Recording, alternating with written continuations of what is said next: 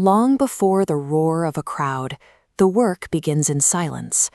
A small boy, a worn-out football, and endless hours spent running barefoot in the pouring rain. What keeps a kid pushing through those conditions is a very specific vision. In his mind, he's standing in a gigantic stadium, listening to 100,000 people screaming for India on the world's biggest stage. And waiting at the end of that match is a singular prize, the FIFA World Cup trophy. Waking up, he puts that ambition to work. He starts winning school tournaments, followed by district championships and state titles. Every trophy confirms his belief in his own raw talent. Entering the professional tier, the path seems clear. Win locally, get noticed, and step directly onto the national team to play for the flag. But that confidence masks a problem. Raw talent and passion, no matter how extraordinary, cannot reach the global stage if the ladder to get there is missing. Stepping into the professional sports infrastructure, the momentum stops. The training grounds are neglected, and the basic tools required to improve simply aren't there.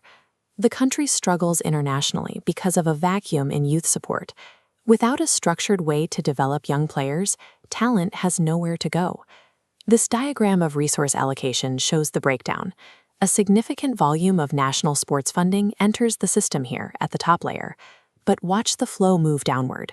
Administrative blockages and political interests divert those resources sideways. By the time we look at the grassroots layer at the bottom, it is empty. Gifted children who cannot afford their own gear are forced to leave the sport entirely. He realized he was facing an opponent far more difficult to beat than any rival team, the very bureaucracy designed to cultivate him. Individual excellence cannot endure in a systemic vacuum. Without a functional pipeline, talent is suffocated long before it has a chance to mature. Recognizing that the infrastructure would never serve him, he decided to build it himself. Banks rejected his proposals, and many told him the project was a waste of time. He pushed forward anyway. He took out personal loans, sold his property, and drained his savings, gambling his entire future to bypass the professional circuit. He opened an independent academy. It started with 5 children, then 20.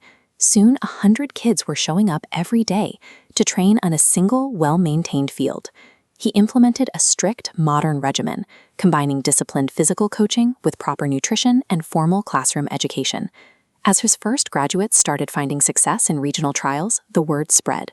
Over the next 10 years, families from remote villages and crowded cities began seeking out the academy, turning a local effort into a national pipeline. By bypassing the traditional bureaucracy, he constructed a controlled, sustainable environment. He built a machine designed to generate talent year after year. Decades pass. The roar of an international crowd echoes through a stadium once again. This time, he is in the stands. Walking out of the tunnel in an Indian jersey is a player who first learned to strike a ball at that grassroots academy. The childhood dream of the World Cup was finally being realized. It just manifested through the work of his hands rather than the movement of his own feet.